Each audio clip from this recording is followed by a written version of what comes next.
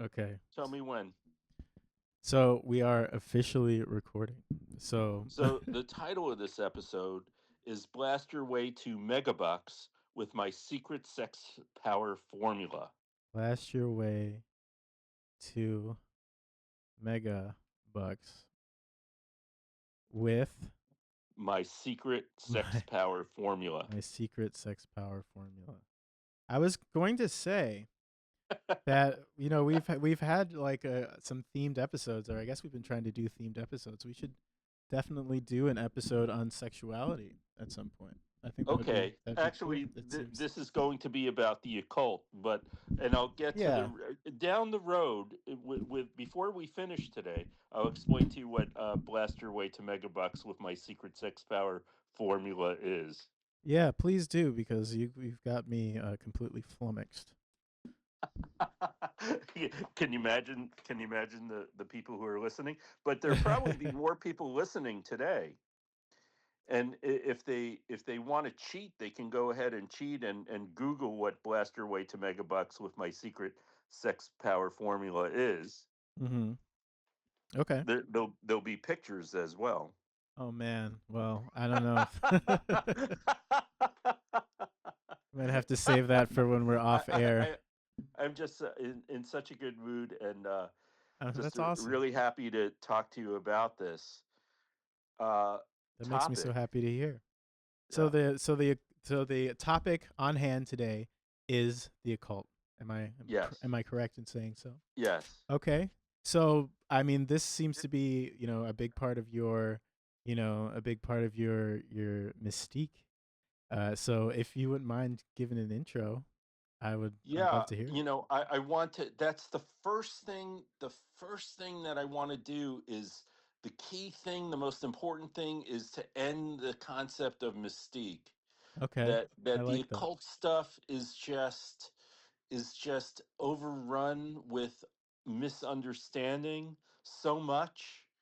Uh, you know, let me. The occult at its best is simply it's the study of consciousness Okay. and meaning. It's psychology with mythic teeth, and I just want to start talking the people who there's all different kinds of occult. Like Okay. I know that there first of all, there's the movies that we were raised with, and Mhm. then I think that a lot of people there's the black magic occult, which is a real thing. Black magic occult is a real thing, and it is powerful stuff, So is that like and Satanism? Would you uh, like what are some examples of that? Would you say? the it's putting negative spell on someone. Like there are Okay. things that actually seem to work. So it's like You know, the intention of what you want to do the with it. intention of what you're doing with what I'm calling magic and the occult. Okay. So I want to start with, the first person that I want to start with is Colin Wilson, the writer Colin Wilson. He wrote a book called The Outsider Okay. that was about the Beat Generation in London, in London in England, and he, you know, I want to argue that magic is a natural human function, not a spooky tradition. And Colin Wilson was this writer who believed the occult was just a heightened perception, what he called faculty acts. That's where I got the name from for the Okay. band. Okay. Cool. It's the ability to see meaning and patterns and depth in what everyone sees.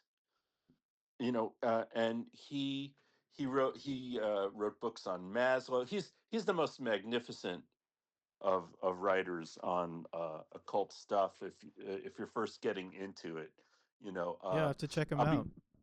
I haven't yeah heard of I'll him be before. talking about Gary Lockman, who was in the band Blondie. Okay. and he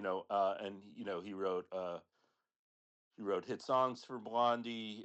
He stopped uh, being in bands. He played for Iggy Pop. He was a guitarist, and now focuses, I guess, for like the last 30 years or so, uh, to just be able to. He's a historian on the occult. But let me finish with. Let me, instead of jumping to him, let me just say a little more about uh, about Colin Wilson first. So for for Colin Wilson, magic just equals your peak consciousness. It's it's uh, it's not ritual. It's uh, Human beings live below their potential. I think that's what I've learned the most from him. Uh, that I've been able to just be able to have synchronicity stuff, understand that better, and we can, if you want to ask me what that is, or so it's a attention. Faculty X is attention. It's being able to use your imagination in different ways than you've done before. Mm-hmm. Expanded perception, and what is your human potential as a human being? Like, what are things that are stopping you? So it's really psychology. I mean, synchronicity Yeah. I is is psychology, I and seeing. Yeah, go ahead. I'm sorry. yeah. Well, I was just gonna comment that I do think that it's interesting that a big part of it is just believing it, right? Like the belief or the knowledge that something is possible goes so far. We talk about, in terms of like pushing, ourselves to the limit, like, records, like world records and things like that. And that we're still to this point, or still to this day, breaking world records in terms of sports. I say we, as as a as a Yeah, species, not yeah, us yeah. in No, particular, I mean, yeah. but it's like, yeah, it's just the belief that it's possible continues to push, just us as a species forward. It's like, so huge in our So psychology. so what is that?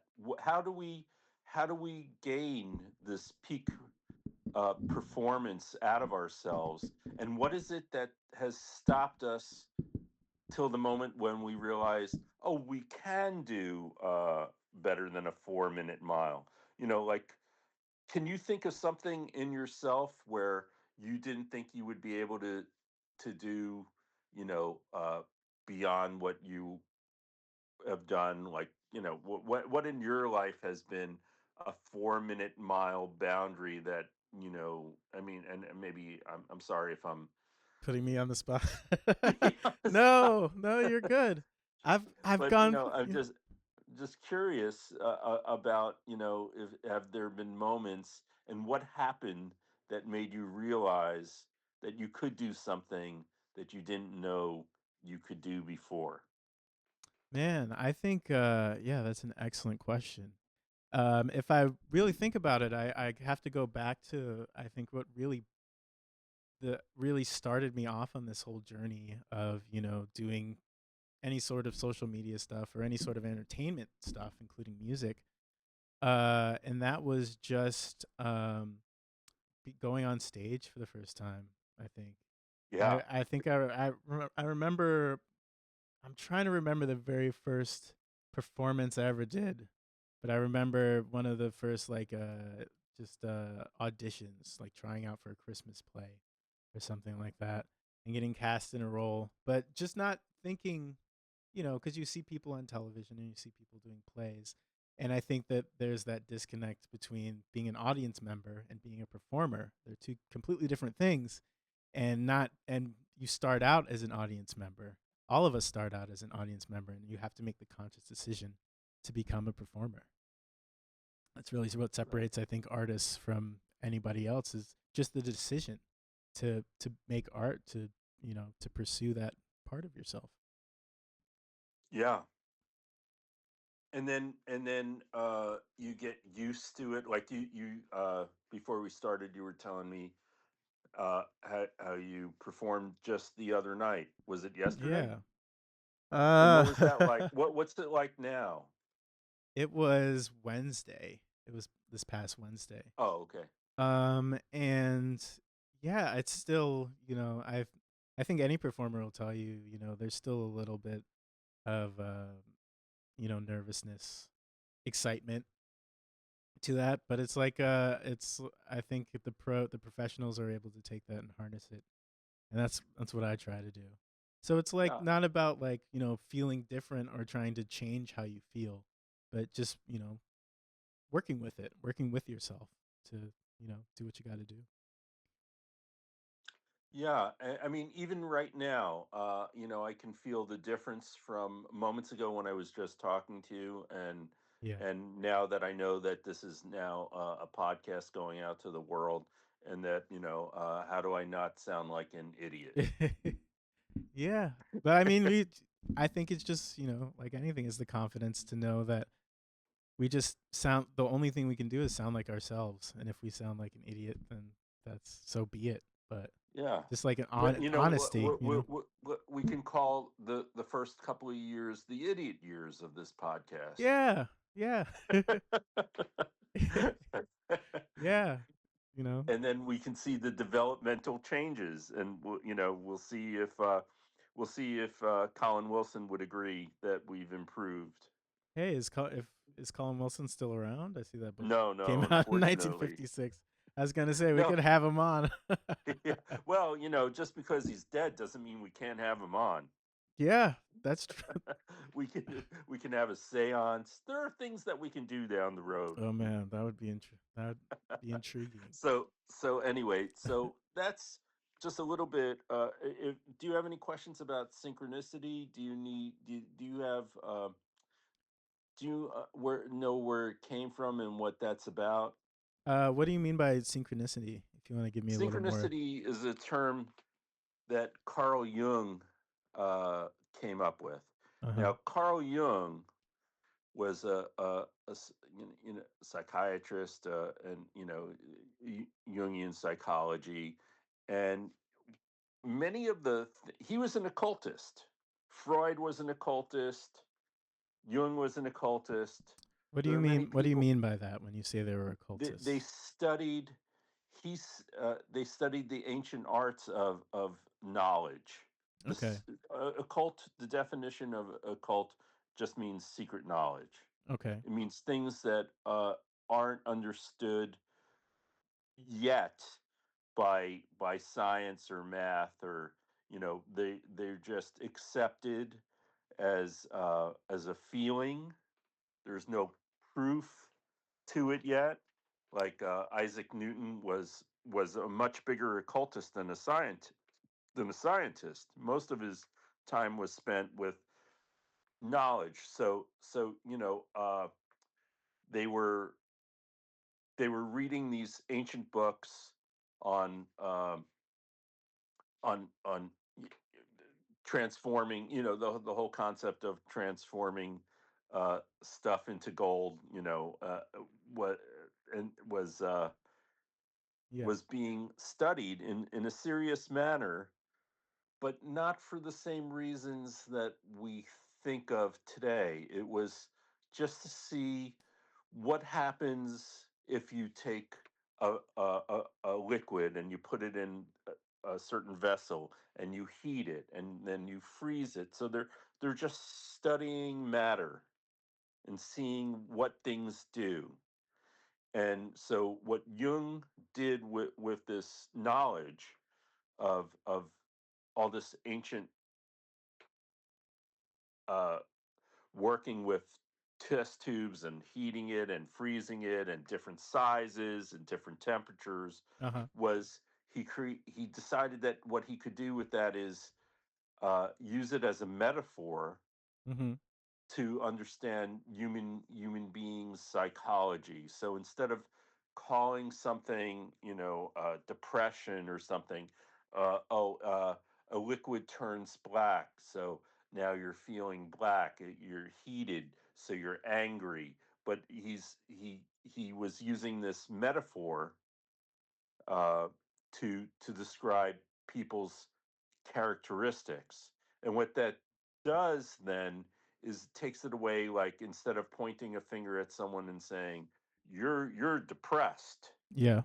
you're saying you have qualities right now that are black, and what if we take this vessel that you're in now and just cool it off and see what happens to you then. And so it's a way of talking metaphorically about something that is now very structured. And Mm-hmm. so that's one of the appeals right now for that kind of thinking, Yeah. is to help people develop a little more outside of the outside of psychology rules. That rules are meant to be understood, but also can actually pigeonhole people. Right. Yeah. So so you know and so uh, so that's what I mean by, and synchronicity is like, okay, so this is how this is how Jung came up with synchronicity. So he's talking to a lady patient who's telling him about a dream about a bug that is troubling her, and just at that same moment, some bug flies into the room, and he's able to kill it.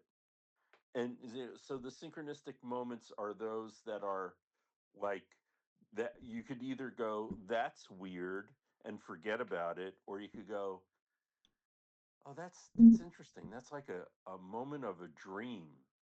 And I just want to keep thinking about this as a dream state, as part of the other world that I'm in. That this isn't the only world that I'm a part of. There's inner world that can have just be as powerful and impactful as the outside world is. Okay. Is that clear? Or if you have a question about that? Well, so is he saying that there's more, or more than coincidence, more to it than coincidence, or more to? Yes, that there's, well, you know what? You could take it like coincidence, Yeah. okay. But why stop at that? Why not just think, oh wow, that's an interesting synchronicity. I can just live with the idea that that's a moment that I don't have to have explained to me. Why does everything have to be explained? Like my son, I had explained this years ago to him, this concept, Yeah. and he was in the playground, and he said, man, it would be really great to, you know, just walking in the park by himself, and it would be really great to have a basketball right now because there's a light, and a Yeah. basketball just rolls in front of him. Now, sure, coincidence. Sure, people leave basketballs and shit gets lost and stuff. And why do you have to stop at that? Why not be just a why not accept that, oh, this is a magical moment that I want to be able and it's not always shareable. It's like you can understand the synchronicity for yourself, but it's hard to explain. But why limit it to just being, a practicality? Oh, someone left the basketball in, and it, rolled towards me just at the same moment that I was looking for a basketball to play with. So is this like a mental health thing, like a way to like just make you kind of like help you feel better about the world and what's going Okay, on? if it does that, sure, yeah. I mean, why not think that you might have some powers that, if you think positively about it, like what Colin Wilson is saying, that it'll appear. I mean, for some people, they might not. I don't know. Does everyone get? It's about awareness too. So some people would be, if they're so caught up in their head, they might never even see the basketball. Yeah, That there are things that they are missing. Like, let me ask you something else. You ever looking at some aspect of your daily walk or wherever you are, or even in your house, and you know, or just out in the world, and you don't notice something, and then one day you notice something that you've never noticed before, like, I sure, don't know. Well, I mean, it's a I'm sure. really asking, I'm really asking the tough questions, but No, not at all. do you have an example of something I like where? actually, I Yeah, actually do. I actually do. It's so funny that you should say that because I don't, I'm sure I brought it up at some point, but if I haven't, Ray and I have been working in the garden a whole lot yeah, as of late. So we've been doing a lot of gardening. I've been doing like a lot of weeding and mulching, and she's been planting a bunch of stuff.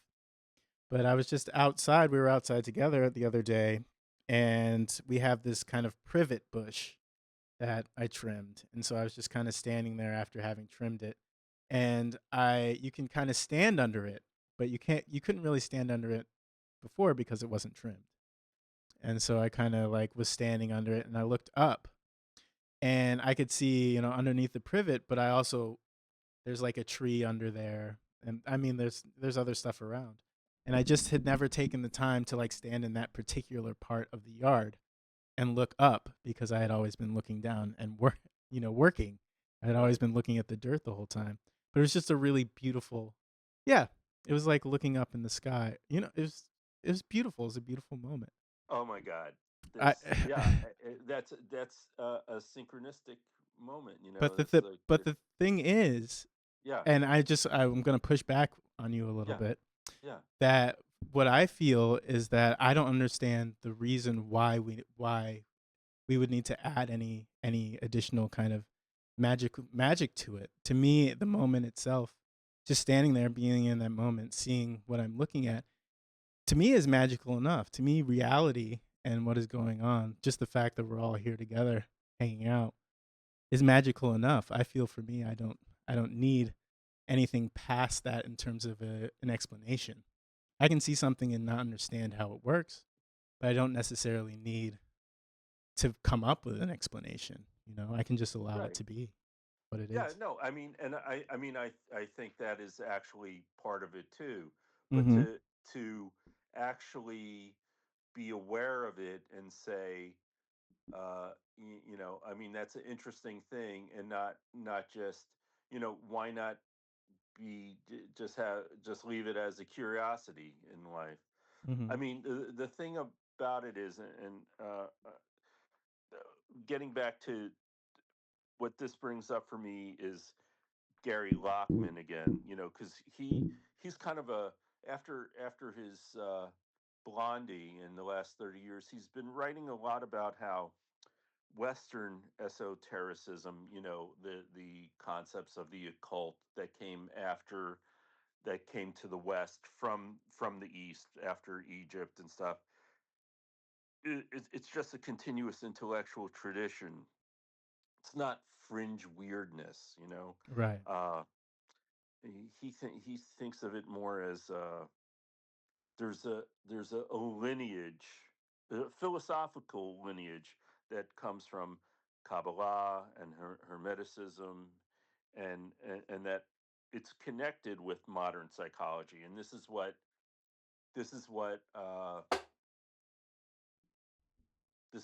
Jung and Freud were, you know, were what they were learning from these old traditions, is like things like the Kabbalah was the first psychological look at a human being.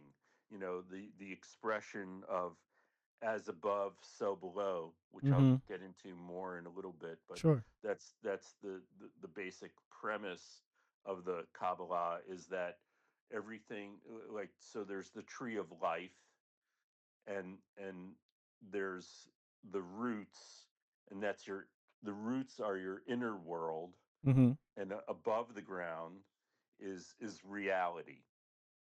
You know, so when you study Jewish Kabbalah, Yeah, that's the first premise and then it that goes you're up to, up to God, I guess, right? yeah up to a Up higher to a higher power. a higher level of understanding, but you need those roots growing strong in Mm-hmm. order for the tree to grow the fruit. So uh, so consciousness is not a byproduct of of the of the world. It's it's the magical study of your mind shaping reality. Like I mean, look at us. We're all here, and we've all shaped our realities from what? Like what did you shape your reality from? I shaped my reality from, I suppose, my experience. Yeah, your experience and the things that were like told is real. Like your first, like Yeah. it goes back to, that's why I really am grateful that we did in the second thing all our religious backgrounds and stuff, because Mm-hmm. we Yeah. had different we had different what you could look at it as a tunnel that we were told what this world is and was, and a world of reality was actually built for us, Mm-hmm. before we could actually examine what we thought about this world. A world was already delivered to us. Yeah, we're giving guardrails, so to speak, religious or philosophical guardrails. Yeah. So you know uh so what we think is real, it all matters, because and it's all different for everyone. Everyone's reality is different, and we have this shared reality. So that's above the ground where the tree is growing. We share some reality of the fruit, and we have different ideas about what that fruit is. Mm-hmm. And we were taught, uh, in religious terms, what the fruit means, and or not, or you could have been the Buddha sitting under the tree too, but the tree seems to be Yeah, poking around there a I lot. got I got an image of it. I'm gonna pull up an image of it, so because maybe Oh, we can okay, do great. video at some point. But I got an image of it pulled up so I can take a look at it. Yeah. But yeah, sorry, continue. So and the thing about occultism and magic is, and at this point, I want to talk about Mitch Horowitz. He's from Queens, and he's like a pragmatic magician. Mm-hmm. He's about results and ethical self transformation. And and when I say that ethical self transformation, I mean that's the difference between if you were looking to experience the world of you being in the moment, or someone who's going to take that moment and you know uh put a spell or an incantation, something negative on someone, which then just mirrors back to you. And I'll talk about that. I'm gonna ask you a question now, since this is such a topic of, I know that you have questions about black magic and Nazi occultism and stuff, and we can get to that, of how what that's about. Uh, Yeah, I think, yeah, I do have a lot of questions, and I think that it's great that we could talk about it, because I do think we come from, like I've already said about this, but we're coming from different ends of this. Where I'm yeah, coming at it from, like, I'm not so much interested in the mystical portion, such as more, or the mystical portion, as much as like the human portion. Like, where is this coming from? What is it? What is yeah? What's the basis of it? What's the human portion of it that brings us all together, that we can all because I feel like all of these religions, all this mysticism, it all has a basis in on very human characteristics or very human things, and so it's Right. something that calls out to people, and so yeah, I'm curious like about that It's part of it. essentially early psychology, Yeah, like so it didn't so come from for nowhere. yeah, Mitch Horowitz's idea is that the occult is a tool for empowerment, not escapism. Right. And Yeah. it's a bridge, and so now this is where we get to the title of our episode, because Lionel Snell, he's known as Ramsey Dukes, Yeah. and he's and by the way, a bunch of these guys, Colin Wilson was a scientist, Lionel Snell was a chemist. Okay. The guy who I don't know if you've ever heard of Peter Carroll. No, I don't think so. That's the in the 80s. There's a new kind of occultism that was started called, and it was kind of DIY. It came out of the punk generation, and it's called chaos magic. Have Okay. you ever heard of that? No, I haven't. Okay, this is great. This is so wonderful, because there's like all this stuff of that I've read, and it's interesting for me to finally be able to put it into words Yeah, in a conversation. And that's what it's all let me get about. to Lionel Snell. So for him, you use your imagination and apply it to reality. Mm-hmm. So there's four ways of knowing. There's science, there's religion, there's art and magic. And um, and magic, it only becomes dangerous when taken too literally. So it's exactly what you were saying before. Why Mm-hmm. can't I just be in the moment? And of course you can. But you could also then maybe want to write a poem about it and have an imagination about it without it being anything else but that same moment too. Like, Yeah. what would I mean, I'm gonna give you a homework assignment. Okay.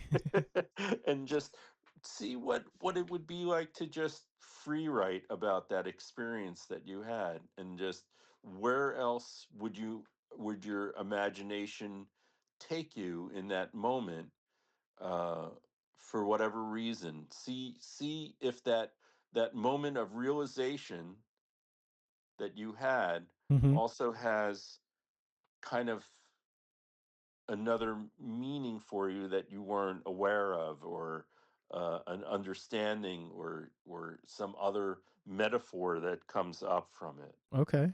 That play, that creativity, the experimental part of it, is that's what positive magic is. So if someone is talking about, you know uh, little elves or something. So I have this one of my best friends.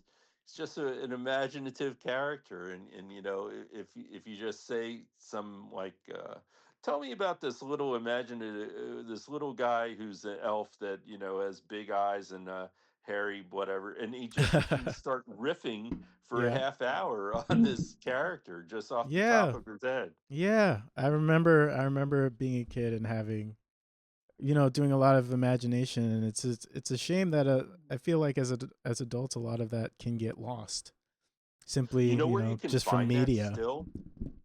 You know where you can find that still? Where can you find that? In Where an can you find Irish bar. You can find imagination in an Irish bar. You can really find people just go. I mean, I love Irish bars, and Yeah. when I was in college, I had three Irish Catholic girlfriends in a row, Nice. and I don't know if it was that. I mean, I love them, and I was attracted to them, but I was also just attracted to their families, and going to bars with them, and Yeah.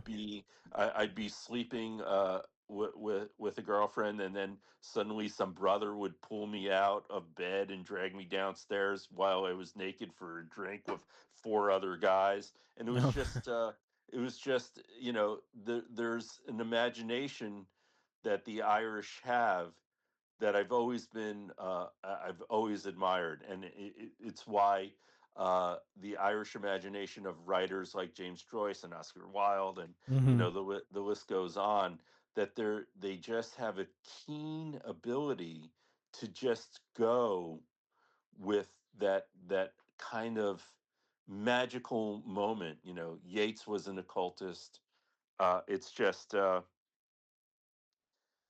so yeah.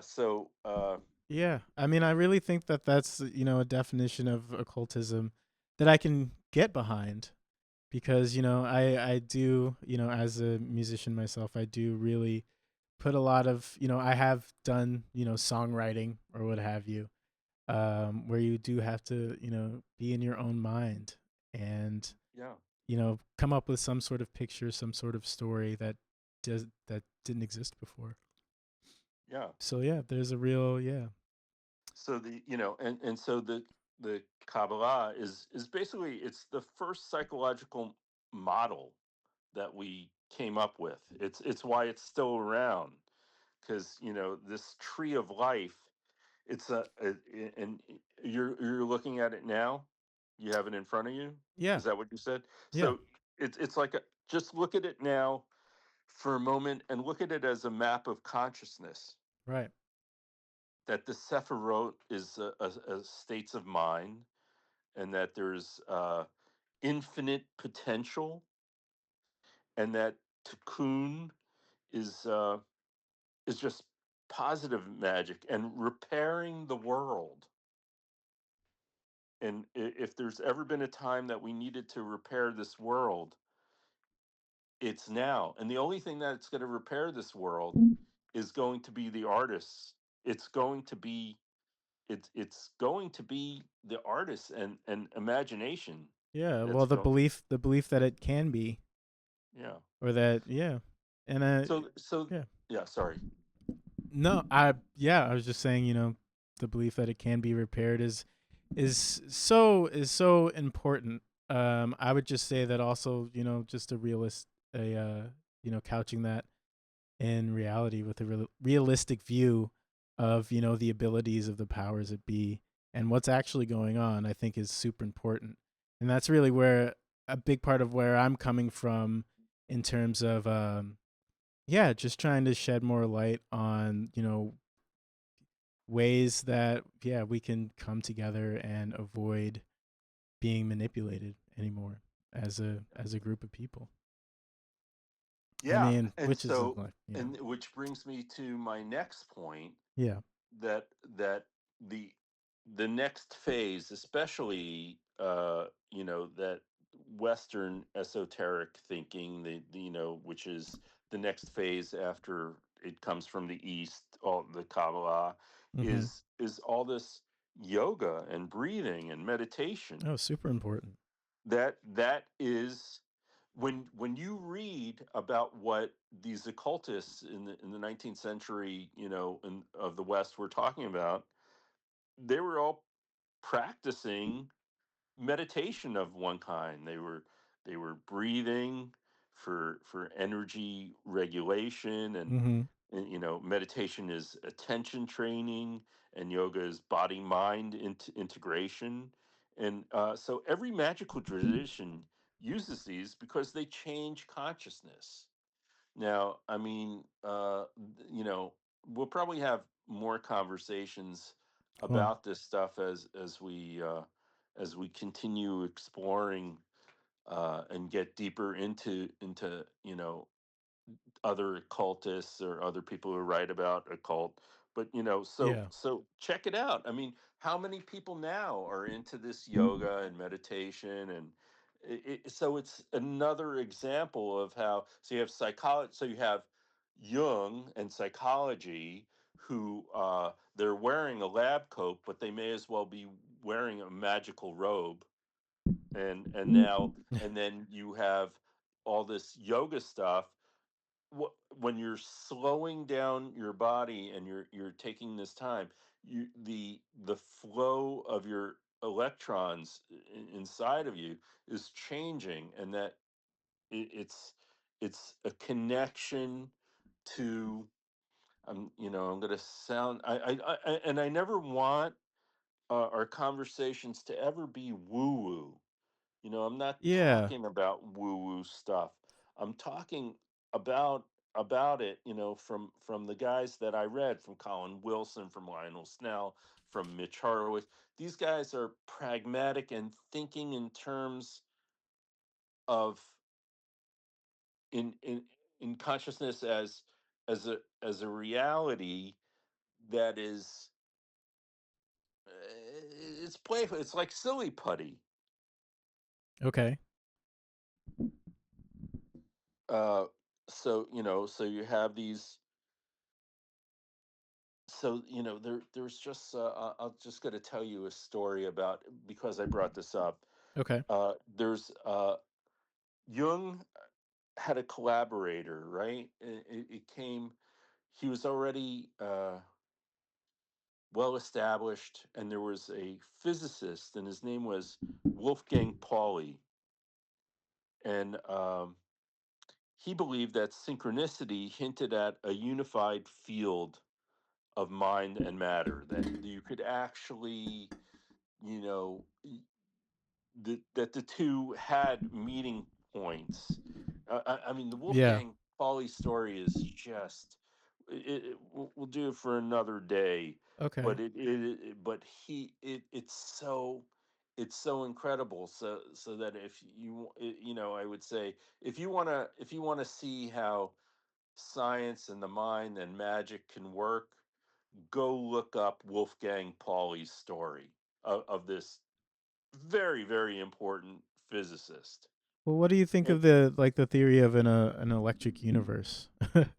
An energetic, like the universe is entirely composed of energy, just at different vibrations. So like physical matter is energy, just at a lower vibration than say like light. Do you have any thoughts on I that? mean, I don't even know. I think it might be the same as light. I think that energy flows. I mean, we're just flowing Yeah, energies here. in What waves.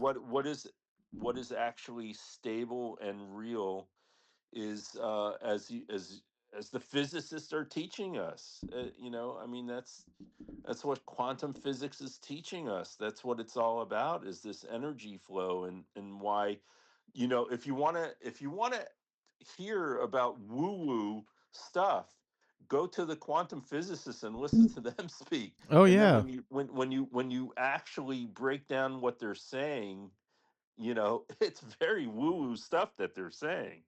yeah. There's a lot of wild stuff going on. Spooky, Yeah, spooky stuff. Is that what it's spooky at a distance? I yeah, think that's right. something like that. Yeah, it's Einstein. Oh yeah. Yeah. So, I mean, and Isaac Newton wrote more on alchemy than physics. Okay. He saw the universe as symbolic and alive, Yeah. and believed nature had. He believed that nature had a hidden language, and so how do you discover what that hidden language is? And like I was saying, Jung had alchemy that he studied for decades. He believed symbols are living forces. Look what I just said. Symbols are living forces. So I'm Yeah. going to ask you a question. Where in today's world do we see symbols that are living forces? Television or Tel- Television, the commercials. internet. Yeah, social media. Yeah, it's all. This is all. Bingo. That this the psychic reality of all these branded items. Mm-hmm. Well, in occult terms, they're called sigils. Okay. And have you ever heard of a sigil? Yeah, I have heard the word. If What you want what to do tell, you? Yeah, tell me it's what you think it is. like a sigil is just like a symbol, I guess, or like a, yeah, a symbol. You create a sigil. You create a And a sigil. sigil is, Okay. let's say you come up with a phrase like, I want everyone in the world to have health and happiness, Sure. or health and happiness for everyone. Uh-huh. And then you cut out all the vowels, and so you have all these letters without the vowels, and then you sit there and you create a uh, you create an image from these letters that remain, Okay. and you take that and you post it somewhere on your wall, Uh-huh. and you try not to think about what you said. You just are, you look at it, and you're, what you're trying to do is reach your unconscious in the same way that people who are doing this in advertising are also doing this. So you see that little flick mark, and you think sneakers, and you think, but they want you to think specific things from their sigils, Okay. from their brand. They want you to think certain things. They want you to think like, because they've brainwashed us with a commercial, or just show, I don't want to even use brainwash, but they've shown us commercials where you are going to be happy with a McDonald's sandwich. McDonald's is a happy place. Mm-hmm. I think, I don't know if I told you, when I was working hanging up art uh, at the hospital decades ago, and the person in charge wanted me to put up McDonald's is a happy place in the dental unit. I was like, I argued for over an hour. I'm not doing that. I'm not hanging this McDonald's is a happy place in half these people are here because of McDonald's is a happy place. Yeah. They Yeah. believed into it. So that is what I would call the dark energies that are potential to happen from a sigil, but a true sigil that you make yourself, that you hang up, that and you got to keep it positive and not about your ego and yourself. It's just something that you're creating it from you. So you have a sentence that you like, you take the vowels out, and then you create this thing, and you are looking at it periodically, but you're not even remembering what it's even about. You're trying to attract your unconscious in the same way that, but now you're thinking about it, it's positive magic instead of this fucking shit that they're driving into us. Now you've created your own symbol that is your own, that you don't even remember what it is, but you look at it periodically, and the idea is that unconsciously something is working in you to make something of what that symbol is into your real world. Okay. Interesting, right? Yeah, yeah, it's like trying to like using symbology to inject some it's like a symbol or like a signal to your unconscious. Yes. You are signaling your unconscious. Exactly. Mhm. Yeah. Yeah. I think You know, that's yeah. Yeah, I think that's yeah, I think that's interesting. There could be something to yeah, I mean, it. Freud, he accidentally created a magical model of the unconscious. Uh-huh. You know, and so look, the bottom line is guys like Freud and Jung, they were just closet occultists. They Yeah. just used a different vocabulary. So already, I think that we're already getting a different idea of what occult means Mhm. than the typical horror movie of black magic and all that. Mhm. You know, Yeah, there's so two sides to it. Or you yeah, know, like anything. so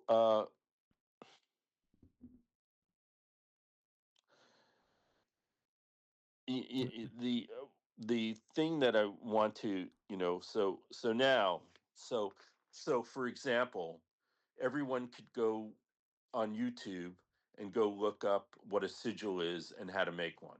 Mhm. If you didn't follow, if I wasn't clear, uh there's and then just do it. and I carry around a sigil in my wallet, and I never even look at it, or but I just said it and thought about it, and so there's that. So, Okay. but to be clear, I mean, we're living with these symbols, and they're there's stuff that are happening in our world, like these, in the magical terms, they're called, uh m- well, in our times they're called memes, right? But they're a Yeah. meme. Yeah, memes. What is a meme? What do you think? Where do where do memes come from, and how what makes a meme a meme? Well, I think a meme might be it seems like a meme. Well, a meme, the meaning of a meme is given to it by kind of the group think, I think. But it starts out as like an original thought, or a riff on a thought by an individual, and then it gets put out there, and then a lot of times it can gain additional meanings depending on Yeah, the group think around exactly. it. Exactly right. But that comes from occultists called it an egregore, and Okay. an egregore was just a thought form that you create, like an ideology, the way religions happen spontaneously and grow just from some. All religions, not cults, but all religions stem from, you know positive this idea of positive growing of the self, you know and it just gets confused with all this darkness you know uh, that happens within the marketplace of, there's so much fear that is put into our lives on the Mhm. internet. All these Yeah. memes are dark and foreboding, and that's not what it was. It does not have to be that. No, and it's I mean, it's not always been that way, I think. No, it hasn't. I mean, There has been some the positivity. the internet is a kind of new astral plane. Yeah. Actually, it's like a place where, but it doesn't have to be. It doesn't have to be filled with ghouls. I mean, like I just said, you can go look up how to make a sigil. I recommend it to everyone. There are things that you don't have to understand, and you want to understand it as just giving yourself a signal and a reminder that becomes part of your unconscious, and Mhm. that's what your magic is. Okay, so you created something positive happening because you were able to get in touch with your unconscious in a way that you never did before, because you did something in this real world. How wonderful is that? Yeah. It is something that a lot of people have worked in, and that's like the first step of what Peter Carroll, also a scientist and also a chemist, by the way, who became the he kind of came up with this chaos magic that I was talking about in the 80s. I mean, there's a guy from a great artist, by the way, Austin Spare, who was this wonderful artist, and he talked about sigils and making them. Mhm. And so how do you keep it all positive? Yeah. So, Yeah. magic it's about expanding consciousness, not escaping reality. So, I would never want anyone to think anything positive about me in terms of what I'm saying. I'm just, I don't want to have some control over people, and just I'm just spouting ideas that other people have spouted. None of Yeah. what I'm saying is anything new. It I seems just Yeah, it seems to be kind of rooted in the mindfulness movement. I think that's been a yeah, big thing as of late. And also also a huge part of meditation is yeah. checking in with your body, and being mindful and just, being aware of what's going on in the real world and with you, with yourself and all that It, sort of it, it, stuff. So it's all connected. right. Absolutely. Magic is it's about responsibility, not not manipulation. It's about meaning, not merchandise. It's about connection, not fear. It's about creativity, not fucking control. And Yeah. so and so this is where we get interesting in with this is where it gets interesting with the black magic stuff and the Nazis and and so I have a metaphor about it. Okay. Do you have any any genie stories? You ever hear a genie story? You get three wishes. Like Aladdin? Yeah, I guess in Aladdin. Yeah, yeah, like in Aladdin. Well, Yeah. I actually don't know that story. Oh, you don't? Oh, yeah. I mean, Robin I Williams. do, but I want to remember. Does does he grant wishes? Yeah. Yeah, Robin And when he Williams, grants the wishes, how do genie. they turn out? They actually I mean, sometimes good, sometimes bad. Yeah. So right. So and this is my point because Mhm. I'm glad you said that. So when you wish for something from a genie, Mhm. a lot of times the thing kind of backfires if it's Yes, yeah. if you ask for something that's ego driven, like that you want money, like it somehow backfires. You get the money because your mother was crushed in an accident or something. There's usually you didn't say how you wanted to get the money. You just said there's like so, and that is like the key thing with a response. When I talk about a responsibility to magic, is that if you put a black magic spell on someone or something, it's just going to mirror back on you. But if you're thinking positively about other people, like that, I hope that everyone gets health care, uh, and then you make a sigil of that. Uh, there's a better chance that something positive may happen.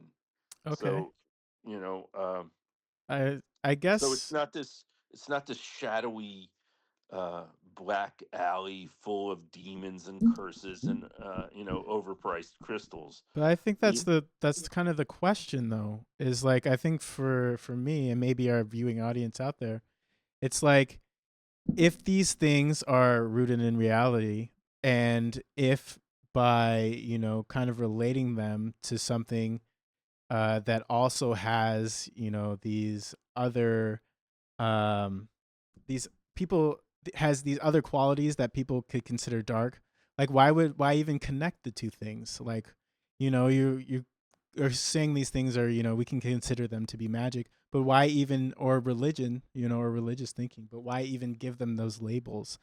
Why connect them to magic or the occult if that's going to give people, maybe if out of the gate you're kind of giving you're kind of giving some people a way to look at or to hear what you're saying. You're coloring it before you I'm even. gonna give you that. You may be right, and I think maybe we need a part two. Sure. Yeah. I mean, It yeah. seems to me I need a week to think about this. Yeah. It's a real thing, and because I really do think that we're gonna get to the point where where we're gonna divide on opinion, of course. And so I think Yeah. that's where it's going to be beautiful, is the beautiful discourse, because yeah, I would love to figure out the connection, the true, because the true connection between our ideologies, because I think that is really how we're gonna fix anything in this world, is by figuring out where we connect, where we agree, Yeah. because we I agree mean, on more things than we disagree. right. So, right now, if we just let this world play out the way it is, this is my closing. I'm going to make my closing statement. Okay, please do. Yeah. So, for today. So, you got this internet, and it's full of people selling fear, selling darkness, selling trinkets. But the real occultists, they weren't selling spells. They were just trying to make people aware. So you get the Yes. Colin Yeah. Wilson and the Gary Lockman and the Horowitz and the Lionel Snell. And oh, by the way, the last thing I'll say is that title was a title of his book, and of course it had nothing to. He just wanted to see if if it would attract attention. Like I'm Yeah. hoping that Yeah. our title "Blast Your Way to Megabucks" with my secret sex power formula will draw attention Hey, I to love our the callback. podcast. And boy, are people going to be pissed at us. But I'm trying to create. You I'm created a trying to sigil. see if we can create a kind of egregore of Yeah. ideology, so that to get people interested in having these kinds of discussions. Yeah, absolutely. And I look forward to continuing this. I will look into some of these names some of these people that you threw out, and if you want to send me any links to anything, I I'm should going to look be into it writing about in this. particular. But yeah, we should do that. We should do that coupled with perhaps what was I going to say? Sexuality. If you want to Yeah, have a little bit of a sexuality talk as well, because I absolutely. think that it's a Dirty, dirty talk with Larry and Michael. hey, why not? It's all related, It's all it's a huge part of the human experience, and I feel like it's important to you because because you bring it up a lot. So I was like, hey, why don't we just pull Yeah, the trigger on that? I love this. I love this so much. I, f- I feel like I feel like I kind of had an orgasm, and I'm not jerking off or nothing. Hey, that's you know All right. the You know beauty what? of I the got to say internet. this. I love you, Michael, and that was I really enjoyed this conversation, and you got me Yeah, thinking, and that's I what it's all about. appreciate anytime that anyone can get me thinking in this world of dumb fuckness. I'm happy with. Thank you. We shall overcome the dumb fuckness. Next week, we that's the title. Next week, we shall overcome the dumb fuckness. Okay, I'm writing it down now. All right, Larry, I it's a said it. pleasure. Catch you Yeah, later. Bye. yeah. We'll talk later. I'll call you. I'll call you tomorrow. All Bye. right, bye.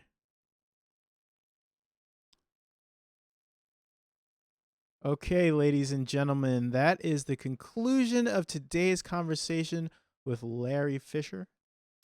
Just so y'all know, next week we will be doing another. We were just talking about another episode, so should be a lot of fun. Should be a good time. Yeah, pie out.